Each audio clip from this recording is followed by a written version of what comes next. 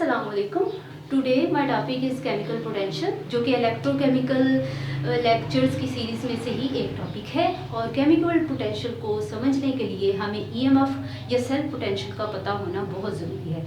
EMF होता है cell का ओवरऑल पोटेंशियल। जो ओवरऑल उसमें पोटेंशियल है वो कैसे पैदा होता है उसको समझने के लिए हम गैल्वेनिक सेल यूज़ करते हैं। और गैल्वेनिक सेल में क्या होता है कि सबसे पहले केमिकल रिएक्शन होता है, उसके बाद इलेक्ट्रिसिटी प्रोड्यूस होती है। तो हम दो इलेक्ट्रोड लेते हैं, तो दोनों इलेक्ट्रोड में एक का रिडक्शन पोटेंशियल ज़्यादा होगा, एक का रिडक्शन पोटेंशियल थोड़ा कम होगा। तो दोनों के रिडक्शन पोटेंशियल के डिफरेंस की वजह से एक फोर्स या एनर्जी पैदा होती है जो कि इलेक्ट्रिसिटी को पुश करती है अराउंड द सेल, जो वायर होती है उसमें से। ठीक है, तो वो जो फोर्स या एनर्जी जो पैदा होती है पोटेंशियल डिफरेंस की वजह से, उसको हम ईएमएफ बोलते हैं। ठीक है, तो इसके लिए ये वाला फार्मूला भी यूज़ होता है। फार्मूला में 1 वोल्ट या फिर ईएमएफ जो होती है वो इक्वल है 1 joule energy is the measure of energy. वो एनर्जी जब उस जो कि डिलीवर होती है इन द फॉर्म ऑफ कोल्म्स पर इक्वलेंट। मतलब कहने का यही है कि ईएमएफ वो एनर्जी है, मेजर ऑफ एनर्जी है, जो कि जो energy in the form of electricity तार में से, वायर में से मूव करती है। ये फोर्स भी हो सकती है जो इलेक्ट्रिसिटी को पुश करती है, और ये खुद भी एनर्जी हो सकती है जो कि इलेक्ट्रिसिटी की फॉर्म में मूव करती है। अब इसकी जो मैक्सिमम अमाउंट होती है ना, वैसे तो इसकी मैक्सिमम अमाउंट होती नहीं है। मैक्सिमम अमाउंट अगर होगी भी तो 2 वोल्ट्स तक मैक्सिमम अमाउंट होती है। तो 2 वोल्ट्स तक जो मैक्सिमम अमाउंट होती है उसको हम केमिकल पोटेंशियल बोलते हैं। किसकी? ईएमएफ की। ईएमएफ की जो मैक्सिमम अमाउंट होगी उसको हम क्या बोलेंगे? Chemical potential. ईएमएफ बहुत थोड़ा सा वोल्टेज होता है, इसकी वजह से जो करंट पैदा होती है वो भी बहुत थोड़ी सी होती है। इसलिए जो हम डिवाइस यूज़ करते हैं इसको मेजर करने के लिए, वो इस तरह से होनी चाहिए कि उसमें से इलेक्ट्रिसिटी बिल्कुल भी मूव ना करती हो, क्योंकि ये जो करंट है वो बहुत थोड़ी सी है। तो अगर उसमें से अपनी इलेक्ट्रिसिटी मूव करती होगी तो ये थोड़ी सी करंट को मेजर करना बहुत प्रॉब्लमेटिक हो जाएगा। उसके बाद इसको हम ये केमिकल पोटेंशियल को मेजर करने के लिए हम अलग-अलग इलेक्ट्रोड का केमिकल पोटेंशियल मेजर नहीं कर सकते, बल्कि हम इन दोनों के डिफरेंस से केमिकल पोटेंशियल को मेजर करते हैं। ओके, तो ये था केमिकल पोटेंशियल का अभी तक का इंट्रो। अब हमने उसकी थर्मोडायनामिक स्टडी को डिस्कस करना है कि थर्मोडायनामिक्स में आ जाता है गिब्स फ्री एनर्जी आ जाता है, एंट्रोपी आ जाता है, इसके अलावा इक्विलिब्रियम कांस्टेंट आ जाता है। तो ये सारी चीज़ें हम अब डिस्कस करेंगे कि थर्मोडायनामिक स्टडी में ये चीज़ें किस तरह से काम करती हैं।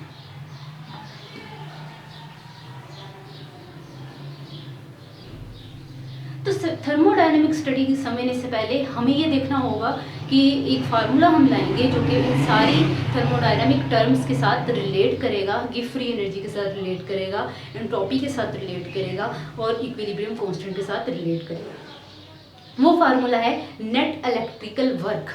नेट इलेक्ट्रिकल वर्क का मतलब है कि इसमें कितना इलेक्ट्रिकल वर्क हुआ है ईएमएफ की वजह से। तो नेट इलेक्ट्रिकल वर्क में सारे इलेक्ट्रिकल कंपोनेंट्स टर्म्स आ जाएंगी। पहली टर्म्स है ईएमएफ खुद, ईएमएफ, और दूसरी है ईएमएफ की वजह से जो हुआ है वो है इलेक्ट्रिसिटी, वो है इलेक्ट्रिसिटी। तो net electrical work will be equal to potential EMF multiply by current. लेकिन हम इसको इस तरह से डायरेक्ट नहीं लिखेंगे, बल्कि हम इसको इस फॉर्म में लिखेंगे NFE। N का मतलब है कितने इक्विवेलेंट्स रिएक्टेंट के प्रोडक्ट में कन्वर्ट हुए हैं, यानी केमिकल रिएक्शन हुआ है जिसकी वजह से ये बाकी सारे प्रोसेस होते हैं। N is number of equivalents of reactant converted into product. और F है फैराडे कांस्टेंट, जो कि इलेक्ट्रिसिटी को यहाँ पे रिप्रेजेंट कर रहा है। ये है 9,65,000 कोल्म्स पर इक्विवेलेंट।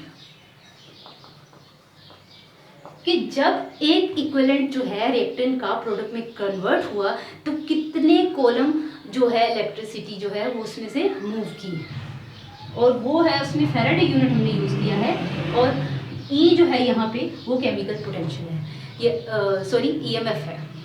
तो नेट इलेक्ट्रिकल वर्क में सारे इलेक्ट्रिकल कंपोनेंट्स आ रहे हैं, टर्म्स आ रही हैं, उसमें पोटेंशियल भी आ रहा है, केमिकल पोटेंशियल ई भी आ रहा है, फैराडे कांस्टेंट जो कि करंट को रिप्रेजेंट करता है वो भी आ रहा है, और केमिकल रिएक्शन जो है उसको रिप्रेजेंट करने के लिए एन आ रहा है। तो ये फार्मूला बहुत ज़्यादा इम्पोर्टेंट है, और बाकी सारी जितनी भी थर्मोडायनेमिक टर्म्स हैं वो इसी से रिलेट होंगी।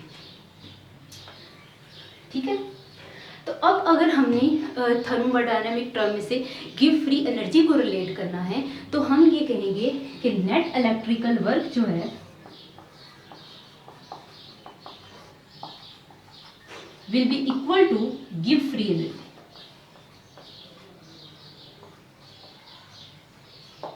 कैसे इक्वल होगा? क्योंकि अगर हमारे पास टोटल एनर्जी 100 जूल है तो इसमें से 80 जूल अगर केमिकल रिएक्शन में यूज हो जाती है तो जो बाकी बच जाएगी 20 जूल वो गिव फ्री एनर्जी होगी।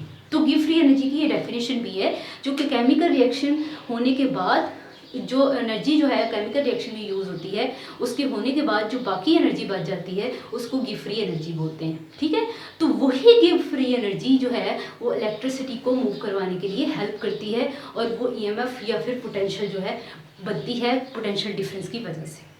ठीक है, तो नेट इलेक्ट्रिकल वर्क जितना भी हो रहा है, करंट मूव कर रही है, ईएमएफ प्रोड्यूस हो रहा है, वो सारे के सारा उसकी बेस कौन है? उसकी बेस है गिव फ्री एनर्जी, वो एनर्जी जो कि केमिकल रिएक्शन होने के बाद बच गई थी, उसी ने ईएमएफ को प्रोड्यूस करवाया, उसी ने इलेक्ट्रिसिटी को मूव करवाया। तो net electrical work will be equal to give free energy.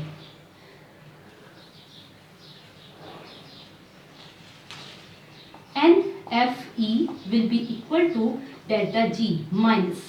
अब माइनस क्यों है? क्योंकि ये जो रिएक्शन है वो हम स्पॉन्टेनियस कंसीडर कर रहे हैं, तो स्पॉन्टेनियस रिएक्शन में हमेशा give free energy less than 0 होती है, और लेस देन 0 माइनस को रिप्रेजेंट करता है। Give free energy spontaneous reaction में लेस देन 0 होगी, पोटेंशियल जो है केमिकल पोटेंशियल ग्रेटर देन 0 होगा, और एंट्रोपी भी स्पॉन्टेनियस रिएक्शन में ग्रेटर देन 0 ही होगा। अब इस टर्म को हम ऐसे भी लिख सकते हैं, अगर यहाँ से माइनस खत्म करें तो यहाँ, तो अगर हमें फैराडे कांस्टेंट जिसकी वैल्यू कांस्टेंट है, एन इक्विवेलेंट्स पता है, केमिकल पोटेंशियल पता है, तो we can find give free energy. तो इस तरह केमिकल पोटेंशियल को हमने गिव फ्री एनर्जी के साथ रिलेट करवाया। ये भी यहाँ पे सेम मैंने लिखा हुआ है। अब हम करेंगे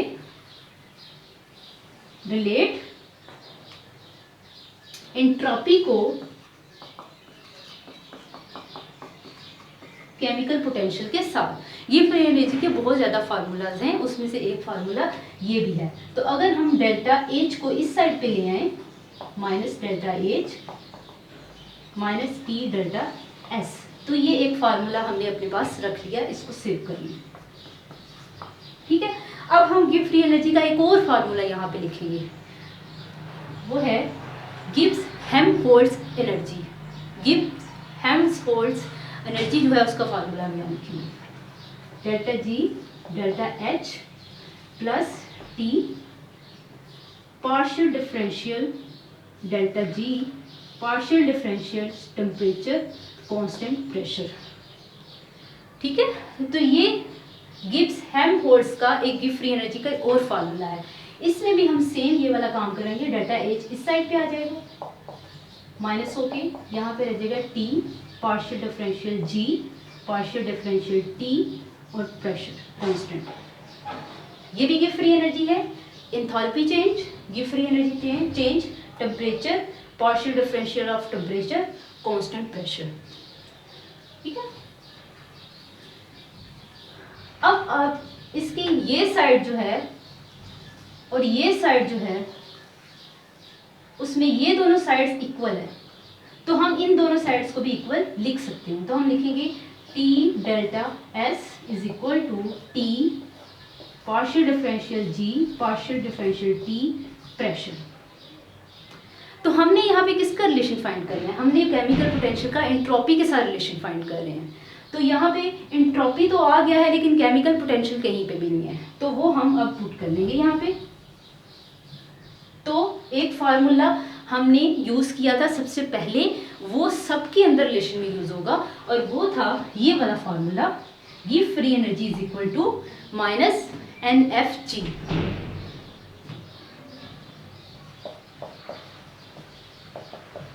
यहां हम फार्मूला यूज करेंगे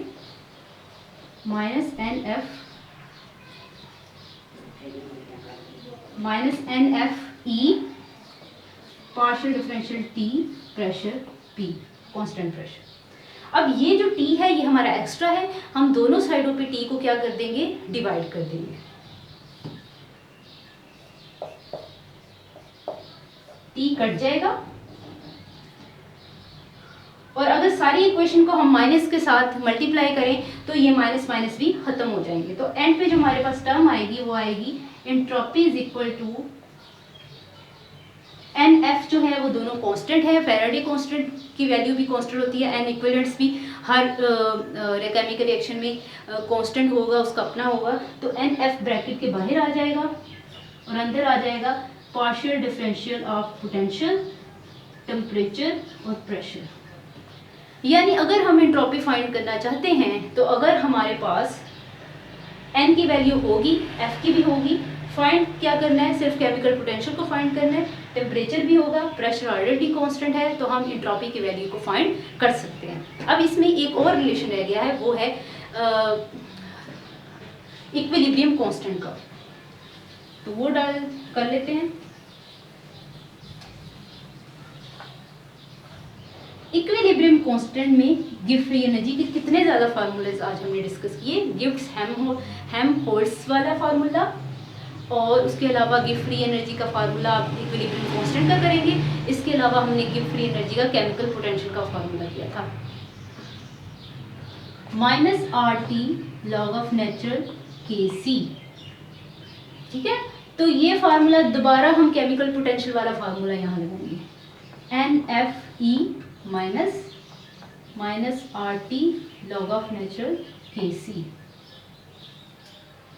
ठीक है, तो यहाँ पे हम केमिकल पोटेंशियल वाले फार्मूले को केमिकल पोटेंशियल को यहाँ रहने देंगे और बाकी सारी इक्वेशन के साथ -NFE को मल्टीप्लाई कर देंगे, डिवाइड कर देंगे इसको। यहाँ इससे भी कट जाएगा, यहाँ माइनस माइनस कट जाएगा, पीछे रह जाएगा हमारा RT log of natural Kc। यहाँ E नहीं आएगा, सिर्फ NF के साथ डिवाइड होगा, NF। तो अगर हम लॉग ऑफ नेचुरल को चेंज करें उसकी वैल्यू तो आएगा 2.303 RT लॉग Kc NF। तो F की वैल्यू अगर हम पुट करें, टेम्परेचर की वैल्यू पुट करें, जनरल गैस कांस्टेंट की वैल्यू पुट करें और इस वैल्यू को अगर ऊपर वाली वैल्यू इसको मल्टीप्लाई करें सारी वैल्यू पुट करके और नीचे वाली फैराडे कांस्टेंट की वैल्यू के साथ डिवाइड करें तो हमारे पास आंसर आएगा chemical potential is equal to 0.059 log Kc/N। तो इसमें फार्मूले में अगर हमें ये सारी वैल्यूज़ जो हैं वो पता हैं और इसमें सिर्फ इक्विवेलेंट की वैल्यू फाइंड करनी है तो हम आराम से केमिकल पोटेंशियल की वैल्यू से इक्विलिब्रियम कांस्टेंट की वैल्यू फाइंड कर सकते हैं। I hope you understand all the concept thermodynamic के लिहाज से और केमिकल पोटेंशियल भी। If you have any question ask in the comment box और don't forget to like, subscribe and share. अल्लाह हाफिज़।